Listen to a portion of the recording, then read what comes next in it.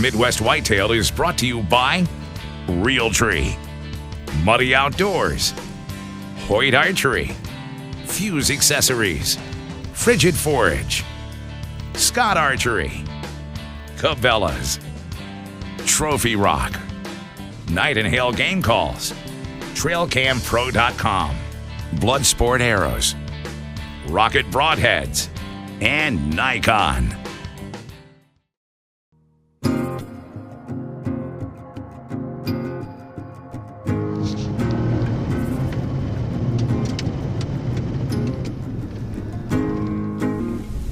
We had a nasty weather front roll through here yesterday, but today I'm guessing that we're on the high pressure side of that front, and it's decent right now, mid-20s, but it's supposed to be down in the single digits tonight.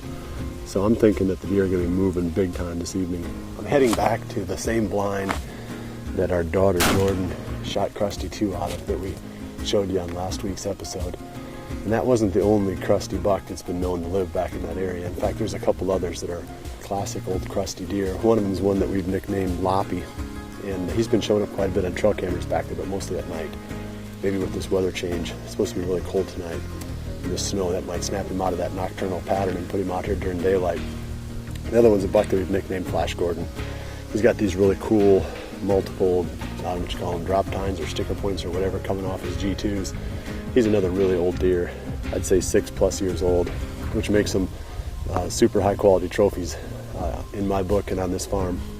So I'm excited about it. We're gonna see some action tonight. Just the conditions, just everything's perfect. Hopefully one of these bucks that we're after comes out.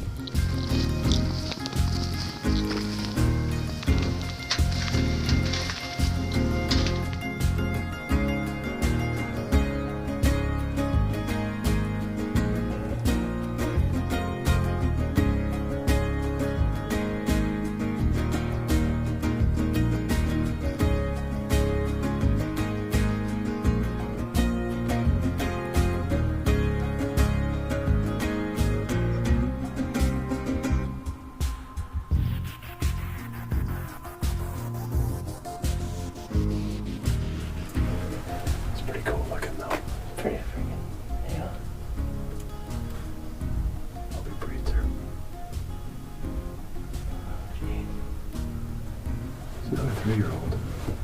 No. Are you getting that? Oh, yeah.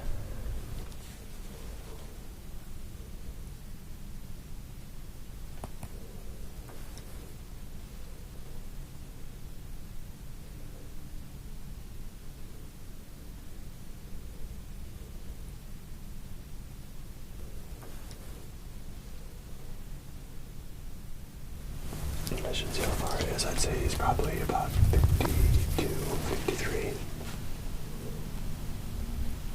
56. Yeah. What is the deal with that back leg? Has he been doing that the whole time? I don't know. But that deer, do you see him on camera? Yeah, I see it. What is he? I don't know. That's Loppy. Yep. That's Loppy. Yep. Now we're talking. Be careful of them. Be careful of old splits. Now we're talking. Now all of a sudden my heart rate is starting to go up.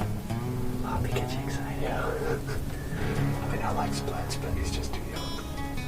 Loppy. Loppy's not too young. He was limping during the summer too. He's been limping his whole life. Yeah. Ever since Chad first looked at him. Gave him the eagle glare. There's an eagle flying too. Yeah.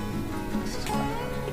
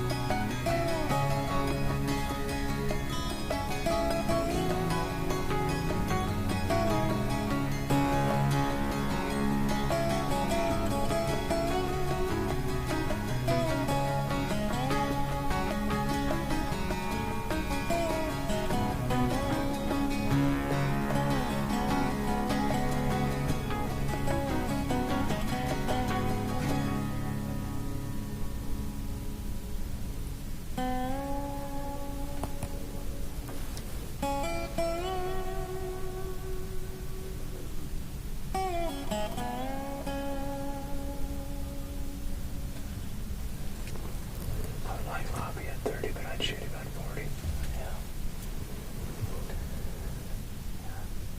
43. So what am I waiting for? He's looking right at us.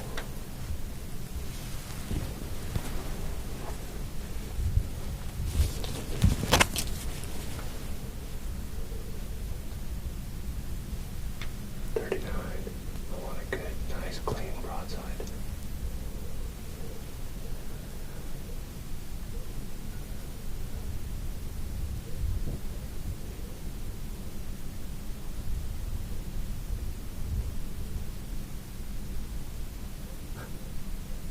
He stares at us eating.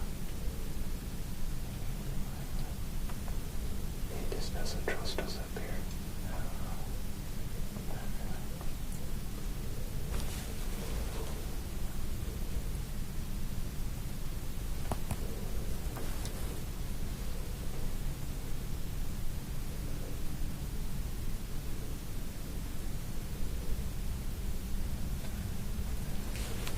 Oops, there it is. Hold on. He's looking at it.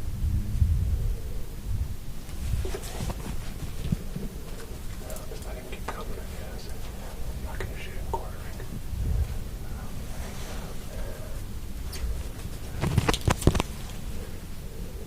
He's coming through that gap. Yeah. He wants to. Yep.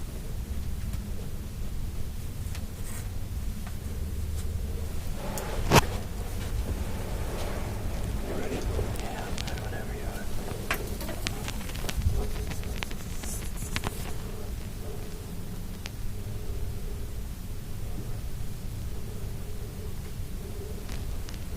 Okay, whatever. Okay.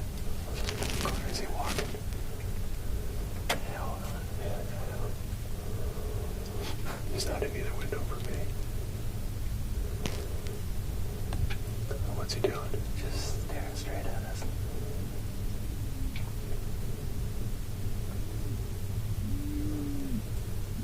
Straight at us. I mean, he's not broadside anymore. Is he just looking at us? Yeah. I don't know. I can hold this. Just wait. I think he might move right. Here you go. Okay. Okay, whatever. Okay.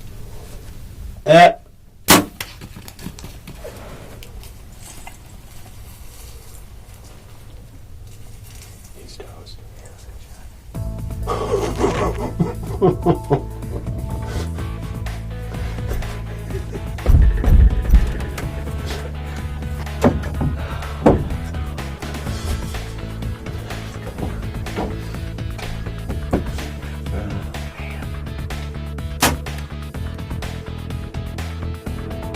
It was an exciting night.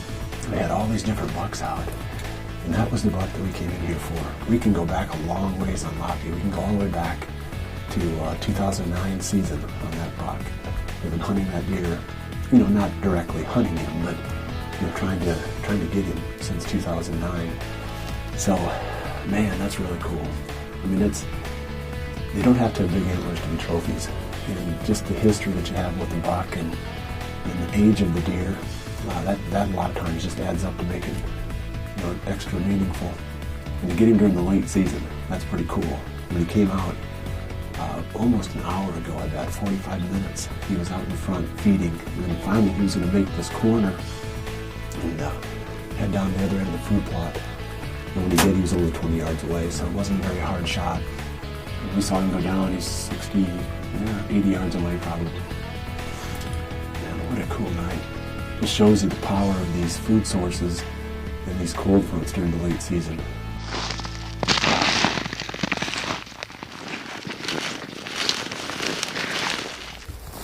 There he is right there. Man, he is a brute. Look at the size of this body. Oh, man. Well, here's Loppy. I mean, look at the size of his head. And everything about him is big. He's an old deer. I mean, best we can figure, we've been hunting him since 2009, and he would have been a 4-year-old then. So that'd make him a 7-year-old this year. He'd be the same age as the G4 buck would have been. In fact, we were hunting him in the same place way back in 2009, they were coming out on the same ridge together. So here we are, gosh, almost a mile from there, I bet. So this deer's range has really moved. The interesting thing about this hunt was the fact that the buck that came past first was a lot bigger deer, and I let him go. That was a deer that we had nicknamed Splits. For obvious reasons, he's got all those split tines. But we had a lot of pictures of that buck right in the same area last year when he was probably a 3-year-old. So he's probably a 4-year-old this year. He looks like he has quite a bit of potential. But this, to me, is a much better trophy. It's just, you know, the trophy is in the eye of the beholder. And this evening, shooting Loppy, I can't imagine being more proud of any deer that I've killed. Old Loppy finally met his match on a cold front night. It's supposed to be 2 degrees tonight, and old Loppy was out loading up on some Big N Beasty. Loppy, some hunts are just more fun than others, and definitely the hunt for Loppy was a lot of fun. And I contrast that, you know, I killed 2 bucks this past season that were, we believe, the same age, 7.5 years old. And you had this double G4 buck we've hunted for all these years, so hard, all this time we put into it, so much pressure on it when the opportunity finally comes. And the hunts are so different. You know, on the one you put all this self-imposed pressure, and in some ways it almost takes some of the fun out of it. And then with Loppy, it was just more of a, I don't even know why we were so interested in getting this deer. You know, I know back in 2009, Chad Lathrop wanted him really bad. So then all of a sudden, Loppy became one of the big quests. You know, maybe this is the year we'll get Loppy. You know, kind of almost a little running joke. I just had an encounter with this buck that we call Loppy. It's Chad's dream buck. I like the ones that are more or less the same on both sides, but Chad likes this one. He's been thinking about this deer nonstop for about the past week. Well, that deer never showed up at all in 2010 or 11. So really the first time that I even saw this buck from a tree stand from about the middle of the 2009 season until now was the 21st of December. So here's, you know, when you think about it, he should have had more respect in a lot of ways than the double G4 buck, because he was so secretive, so tough to hunt, old buck. You know, he had everything that you'd look for in a challenge, and yet in some ways he gets less respect because of his antlers. He just doesn't have as big of antlers. But in my mind, that hunt was just as much fun, if not more fun, just from a pure standpoint of being enjoyable, as any hunt I've had in a long time. We had so much history in kind of this, in the back of our mind, this running dialogue of trying to get Loppy every year, and to finally have all the pieces come together on one evening made for an awful lot of fun. One of the most interesting things about the hunt for Loppy was the fact that his range moved every year. It moved about 1/4 mile each year further to the west. And where I ended up killing him was almost a full mile from where we started hunting him back in 2009. You know, sometimes the deer do change their core areas and their ranges. You know, if we'd have been only hunting that spot that we hunted back in 2009, we'd say that Loppy either was killed during the season by some other hunter or died of natural causes or something. And yet here he was alive the whole time. It was just his range was moving little by little in the opposite direction. So sometimes you'll lose a buck because they do move, you know, which is, you know, unfortunate, because we like to think that, you know, we're going to hunt them from one year to the next. Sometimes we don't see them from one year to the next because they're just not there anymore. They're still alive, but they've moved on. That was definitely the case with Loppy. Just lucky for me that I had access to the ground on the other side over there where he was coming out too. So the hunt for Loppy was a lot of fun. Now I've got a week left in my season, and there's another buck on the hit list that I'd sure love to get a crack at. This is one that I've nicknamed Flash. I showed him to you in the video blog, but he's a buck that Greg hunted quite a bit last season in a different part of the farm again. But this year he grew all these sticker points off his G2s. He looks really cool. He wouldn't score much. So anyway, he's old as the hills, like some of these other bucks that we've hunted this past season. And he's definitely the #1 buck I'm going after now with this 1 week left of the season. We're going to bring you however that hunt goes, however it unwinds in the hunt for Flash. We'll bring that to you next week. Well, I appreciate you joining me this week. We'll see you right back here again next week for the next episode of Midwest Whitetail. And remember to always dream big.